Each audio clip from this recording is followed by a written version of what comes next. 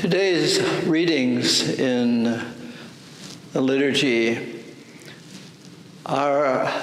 there's a wonderful reading if you have a chance to read the first reading from Exodus, where God is so upset. In a way, he forgets who he is, God.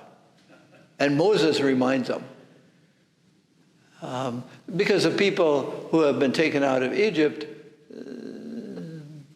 get distant from that God, and so they want a God that's closer, so they make one of their own, and they say, this is the God that is taken out of Egypt.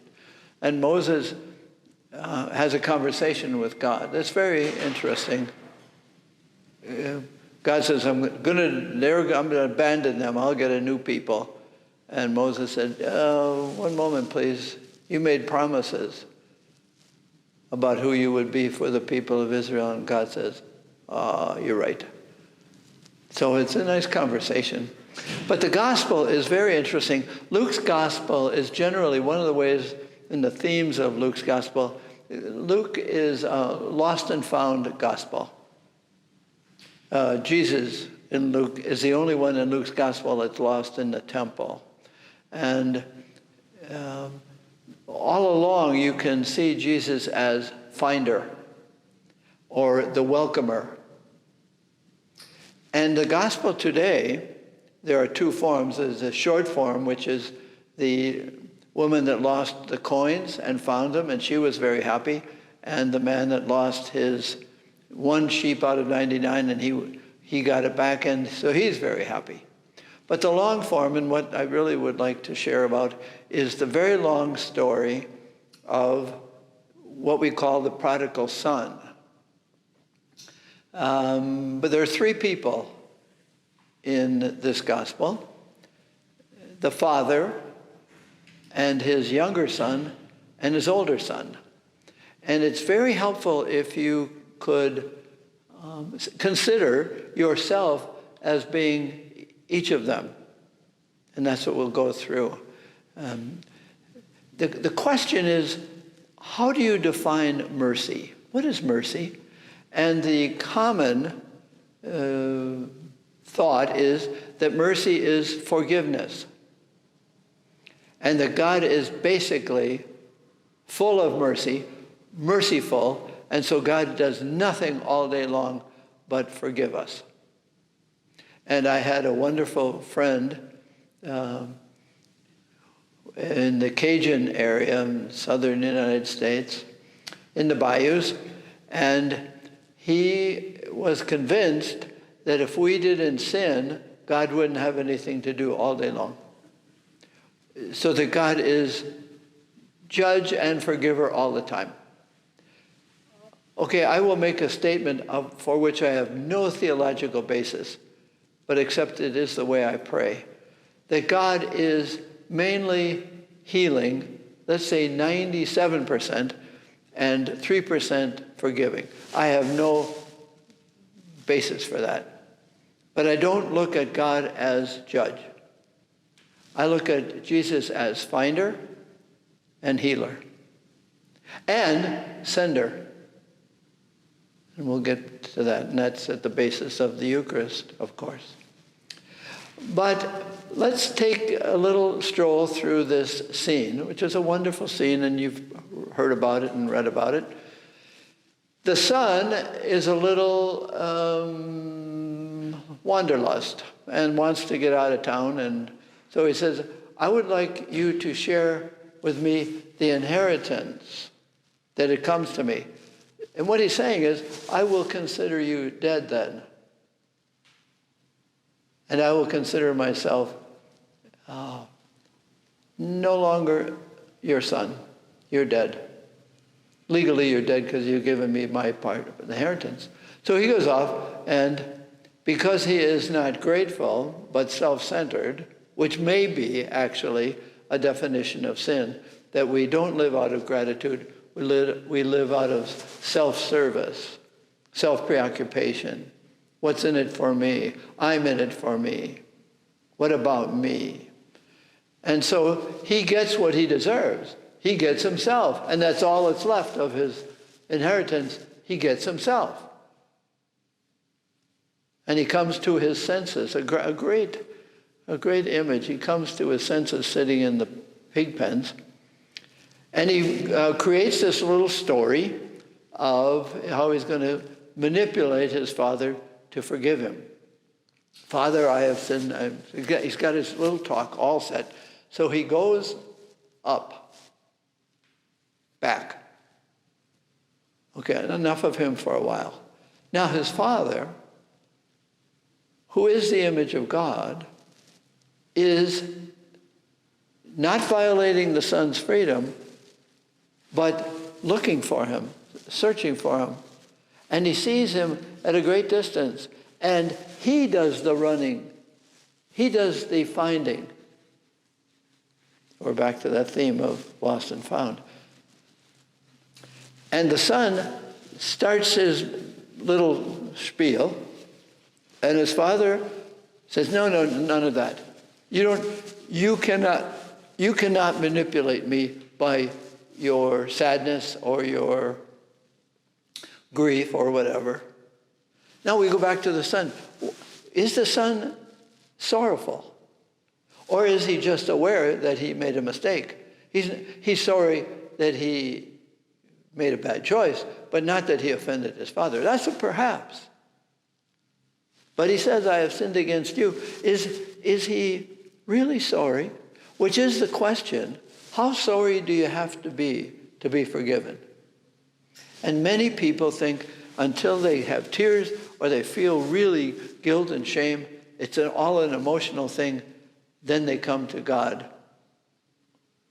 confession or their own prayer, and they, in a sense, they manipulate God's judgment.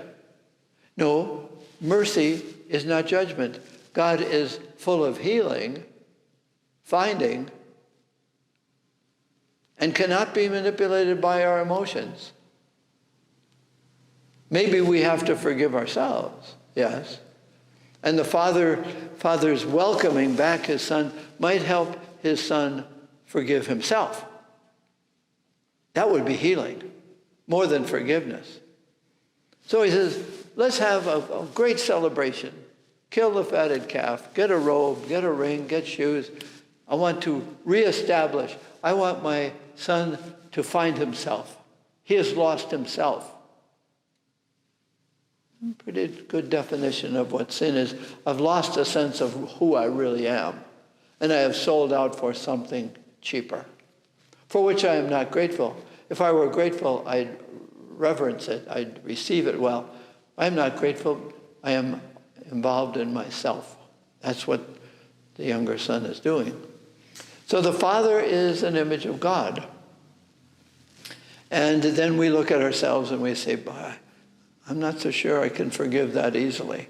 I need to know that you're really, really sad or really repentant or you're really depressed at what you've done. Your condition might move my heart and I'll forgive you." But then the older son. Where are you when you're the older son? Now, the question is, are sins actions, or are the actions tied to attitude and motivation? The younger son was very selfish. That's his sin. What he did with the inheritance is secondary. His basic sin was his attitude towards his father. He wanted him dead. Dead, at least to the awareness of the younger son. But the older son, he did everything right. Quite dutiful. Quite righteous. And he did all things well. The question is, why did he do it? Did he do it for love of his father? Or was he rendering his father benevolent towards him? And he was dutiful and he was doing it to satisfy himself. Was he perhaps just as selfish as the younger son? Totally involved in himself. I did this. I've always been this. I've gone out early in the morning till late at night. All I wanted to do was to please you. It doesn't seem that this older son loved the father. He probably feared him and was doing all those things out of fear, that the attitude of fear might be quite similar to the attitude of the younger son, of not respect for his father, self-centeredness. So maybe the attitude of sin is more important than the actions of sin. And to pray with those attitudes of self-centeredness, both were self-centered. Now you say, but he did the right thing. Yes,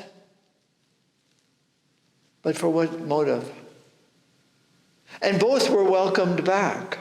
Come in to the celebration. The younger son could accept forgiveness very easily. We're not sure that the older son went into the party.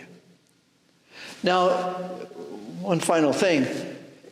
Remember, way at the beginning of chapter 15 of Luke's Gospel, who are listening to these parables, these little stories about lost and found? It's the scribes and Pharisees who are quite upset that Jesus is eating with sinners. Not just sinners, but tax collectors. Worser or worser.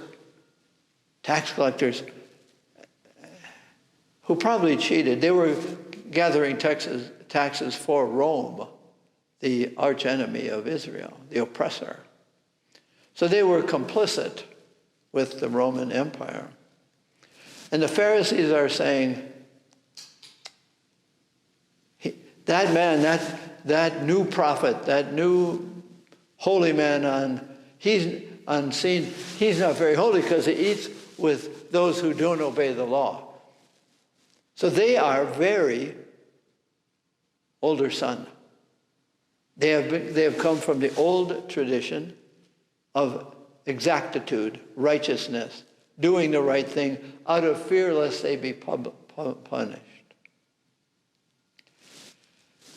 So they hear these parables, and that gets Jesus more and more into trouble. But what he's saying, you Pharisees, you are like the older son.